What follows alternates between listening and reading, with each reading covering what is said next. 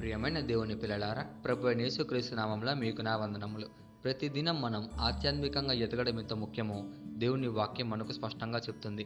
మనం శారీరకంగా ఆహారాన్ని తీసుకొని ఎదిగినట్లే మన ఆత్మ కూడా దేవుని కృపతోనూ ఆయన జ్ఞానంతోనూ అభివృద్ధి పొందాలి. ఈరోజు మనం పరిశీలించబోయే వాగ్దానము మనకు ఆ దిశగా ఒక దివ్యమైన పాఠం చెప్తుంది. ఈరోజు దేవుని వాగ్దానము పేతురుకు రాసిన 2వ పత్రిక 3వ అధ్యాయము 18వ వచనం. పేతురుకు రాసిన 2వ పత్రిక 3వ అధ్యాయం 18వ వచనం వాక్యం ఇలా ఉంది: మన ప్రభువును రక్షకుడైన యేసుక్రీస్తు అనుగ్రహించే కృపయందును జ్ఞానమందును అభివృద్ధి పొందుడి అని. ఈ వాక్యం మనకు గుర్తు చేసింది ఏంటంటే, క్రైస్తవ జీవితం అనేది ఒక్కరోజు జరిగిపోయే సంఘటన కాదు, అది ఒక ప్రయాణం. మనం యేసయ్యను రక్షకునిగా స్వీకరించినప్పుడు ఆరంభమవుతుంది, కానీ అక్కడే ఆగిపోకుండా ప్రతిరోజు దేవుని కృపలోను ఆయన జ్ఞానంలోను అభివృద్ధి పొందాలని పేతురు మనకు బోధిస్తున్నాడు. మనం అసలు క్రైస్తవ జీవితంలో ఎందుకు ఎదగాలి? దేవుని తెలుసుకున్నాం కదా, సరిపోదా అని మనకి ఒక్కొక్కసారి అనుకుంటుంటాం. కానీ మనం తప్పకుండా ఎదగాలని దేవుడు చెప్తున్నాడు. ఒక విత్తనం నాటితే అది అక్కడే విత్తనంగా ఉండదు. అది మొట్టమొదట మొలకెత్తుతుంది, తర్వాత చిన్న మొక్క అవుతుంది, ఆపై పెద్ద చెట్టుగా మారి ఫలాన్ని ఇస్తుంది. అలాగే మన విశ్వాసం కూడా చిన్న ఆరంభం నుంచి దేవుని కృపతో బలమైన ఫలప్రదమైన జీవితంగా కావాలి.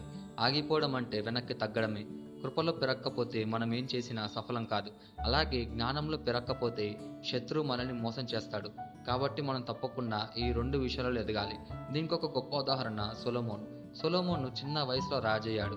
అతనికి అధికారం ఉన్న అతను మొట్టమొదట దేవుని కృపను కోరాడు. తర్వాత సాక్షాత్ దేవుడే అతన్ని నీకేం కావాలో కోరుకో అని అడిగినప్పుడు అతను సంపదను కానీ వెండి బంగారాలు కానీ శత్రుపైన విజయాన్ని కానీ అడగలేదు. నీ ప్రజలను సరిగ్గా నడిపించుటకు నాకు జ్ఞానం ఇవ్వు అని అడిగాడు.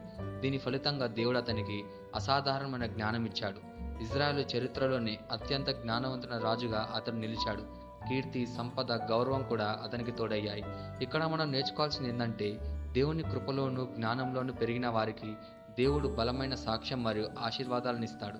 ఈ వాగ్దానాన్ని మన జీవితంకి ఎలా తీసుకోవాలంటే, మొట్టమొదటిగా ప్రతిదినం దేవుని కృపను అడగాలి. రెండోదిగా బైబిల్ వాక్యాలను లోతుగా గ్రహించి దానిని జీవితంలో అనుసరించాలి. మూడోదిగా సొలొమోను వలె భౌతికమైన వాటి కంటే ఆత్మీయమైన వాటిని ముందుగా కోరాలి.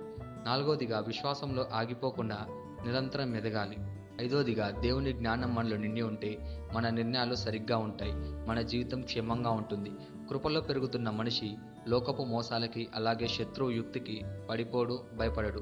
జ్ఞానంలో పెరుగుతున్న మనిషి కూడా దేవుని చిత్తాన్ని తెలుసుకొని సరైన నిర్ణయాలు తీసుకుంటాడు.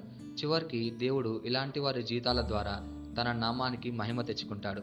ఈ వాగ్దానాన్ని మనం స్వతంత్రించలాగున మనం ప్రార్థన చేద్దాం.